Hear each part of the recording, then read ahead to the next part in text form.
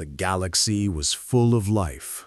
Civilizations had risen and fallen for millions of years, and many powerful empires ruled the stars.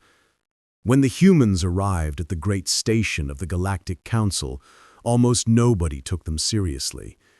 To the other races, humanity was still new and untested. They expected Earth to show weakness, and they thought this day would prove it. A single human ship entered the vast council dock. Compared to the massive alien warships, it looked small and simple. Its design was plain, without the glowing weapons or heavy armor the other ships carried. The alien commanders laughed as the human vessel settled into position. They whispered among themselves, pointing at it as if it were a child's toy. To them, it was ridiculous that humans dared to stand among the greatest powers of the galaxy with only that. Inside the ship, the crew sat calmly. Their leader, a tall man with steady eyes, stood in silence. At his side were his officers, young but focused, their hands resting on the controls. They heard the laughter coming from the alien channels, but they did not answer. There was no anger, no outburst. They simply waited. Across the docking bay, alien captains gathered near wide windows, watching. Some smirked openly. One alien with scaled skin tapped his claw against the glass and joked that the human ship would not survive even a training exercise.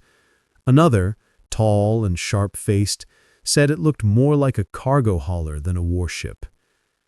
Their words echoed through the council's communication lines, making the humans seem like the joke of the day. But the humans did not join in the noise.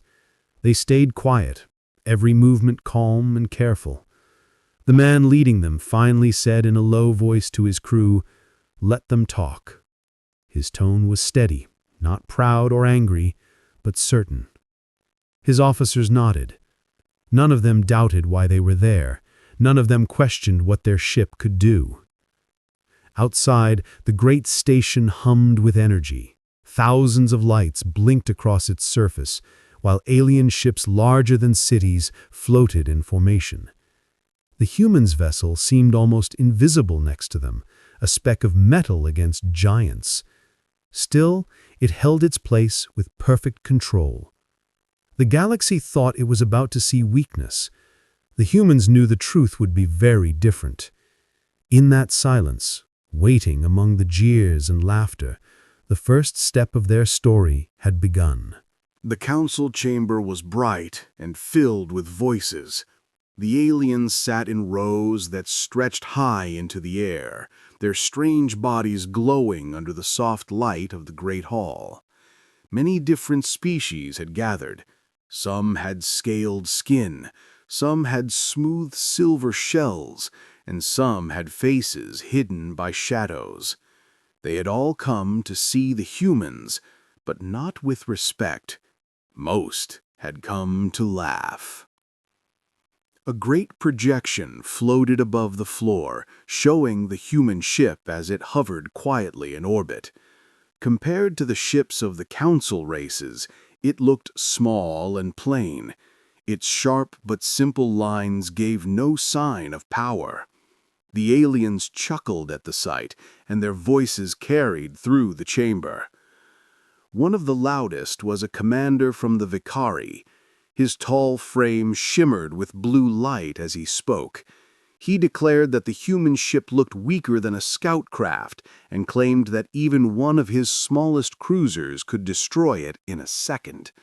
The words brought more laughter from the chamber.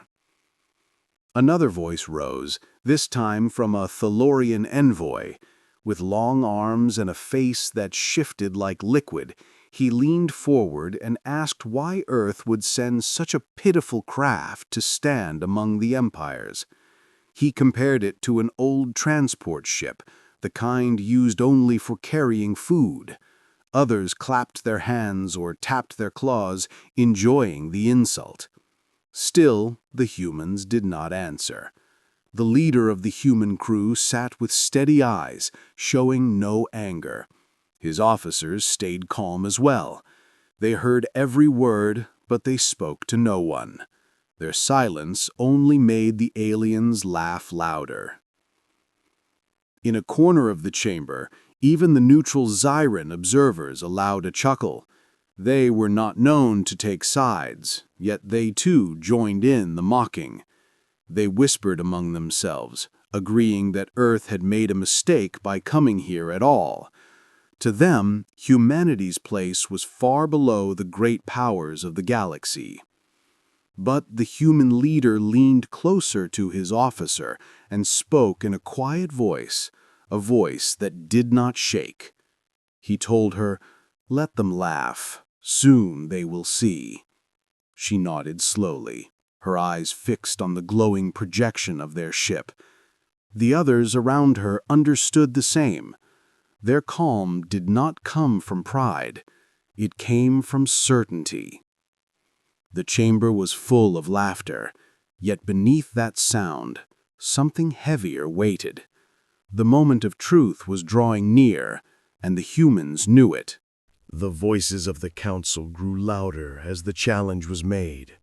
The aliens did not only want to laugh, they wanted to see proof. They wished to see the small human ship attempt something beyond its power. The Vakari commander stood tall, his voice cutting across the chamber. He said the humans should show their strength on a dead planet nearby. His words were sharp, daring them to accept. The other delegates agreed. If the humans refused, it would prove their weakness. The human leader listened in silence. Then he gave a short nod. His voice was calm when he said, "We will accept." The words echoed through the hall. Many aliens smiled at once. To them, the humans had just stepped into a trap.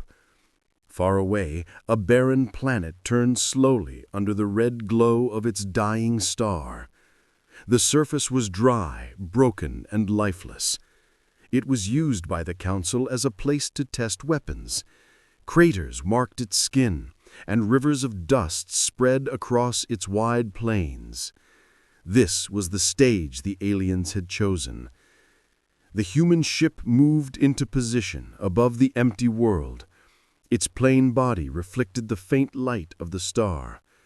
Alien ships drifted in the distance, waiting and watching. Their crews filled the channels with laughter and sharp words. Some placed bets on how quickly the human craft would fail. Others joked that nothing would happen at all. Inside the human vessel, the crew worked with steady hands. The officers checked their stations, calm and without fear. One of them whispered that the aliens expected only a show of weakness. The leader replied with the same quiet tone as before. "Then let us show them the truth." The ship's systems began to stir. Soft lights glowed across the control panels. The low hum of the core grew stronger, deep and steady like the breath of something alive. The sound filled the cabin, but it brought no fear. Instead, it brought focus. Outside, nothing looked different yet. To the aliens, the ship still appeared small and harmless. They watched with smug faces, certain that nothing of value would come from it. But the humans did not move in haste. They waited, preparing carefully, their eyes fixed on the planet below. The challenge had been accepted. The stage was set. What the galaxy thought would be a moment of failure was about to become something none of them could forget.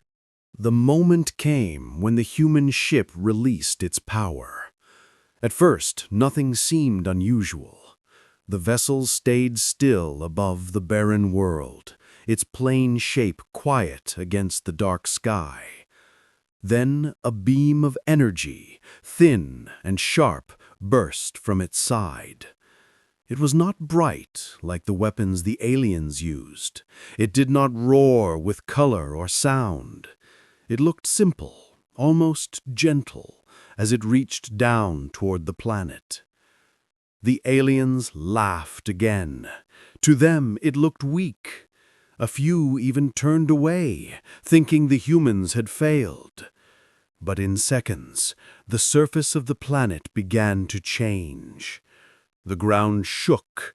Cracks spread across the dry land, glowing with a deep red light from beneath. At first, the lines were thin, like scratches on stone. Then they widened, and the light grew brighter. The council chamber fell silent. The great projection showed the planet breaking apart. Mountains crumbled into dust. Vast pieces of land lifted from the surface and drifted into the air. Rivers of molten fire poured upward as the planet's heart opened wide. The beam from the human ship never wavered. It stayed steady, a single line of quiet power. The planet split deeper and deeper until the two halves began to pull away from each other. A burst of light flashed through space as the world tore apart. In only moments, the planet was broken, its core exposed, fire and ash spilling into the void. No one laughed now. The alien commanders stared at the sight, their proud faces turned pale. Even the neutral observers sat in silence, unable to look away. The sound of their earlier words seemed far away, almost foolish. Inside the human ship, the crew did not cheer. They only watched as the results of their action filled the screen. Their leader stood calm, his hands folded behind his back. His officers sat in silence, their faces lit by the glow of the broken world. To them, this was not a show, it was proof. The debris of the planet drifted slowly into the darkness, glowing with heat. The human ship hovered untouched, steady and firm, as if it had done nothing at all. The beam faded, and quiet filled the chamber and the stars alike. The strike was over. A world had been split in half, and the galaxy could not forget what it had just seen. The council chamber was silent after the strike. The laughter, the jeers, and the mocking voices had all vanished. Every alien eye was fixed on the great projection above the floor. It showed the broken remains of the planet still drifting apart, its glowing core spilling fire into the endless dark. The light from the shattered world filled the hall, and no one could look away. The alien commanders sat frozen. Some gripped the edges of their seats with shaking hands, their earlier pride gone. Others stared with wide eyes, unable to understand what they had just witnessed. The Vakari, who had been the loudest in his insults, now sat in silence. His face had lost all its color. The Thalorian envoy, once so quick to mock, leaned back in his chair, his shifting face still at last. Even the Zyran observers, who had tried to stay neutral, now showed fear. The human leader stepped forward to speak. His steps were calm and his voice steady. He said, "We are not here to conquer. We are not here to destroy. But do not mistake our patience for weakness. If we are mocked, if we are threatened, then we will answer." His words carried through the hole with a weight stronger than the echo of the planet's end. No one replied. The chamber remained still. The earlier arrogance had vanished, leaving only quiet respect mixed with fear. The aliens who had laughed now avoided the humans' gaze. Their voices were gone, and their power seemed smaller than it had before. On the screen, the broken halves of the planet drifted further apart, glowing like dying suns. Dust and fire stretched across the void. It was a reminder of what one small human ship could do. The sight alone was stronger than any speech. Inside their vessel, the human crew sat quietly. They did not smile or celebrate. Their faces showed calm focus, as if they had only completed a task. The leader's eyes stayed on the screen for a moment longer before he turned away. To him, this was not victory. It was simply the truth revealed. The galaxy would remember this day. A single ship, plain and small, had silenced empires with one strike. From then on, no one would dare to call humanity weak. The silence that followed was the greatest respect the humans could have received.